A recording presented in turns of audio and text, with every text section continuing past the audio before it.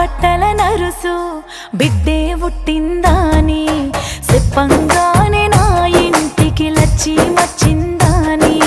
మురిసిపోయిండు నాయన నోట్ల కట్టల పరుసుది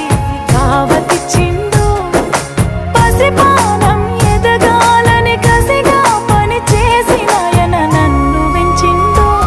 నా సిట్టి చేతులకు మట్టి గాజులేసిండే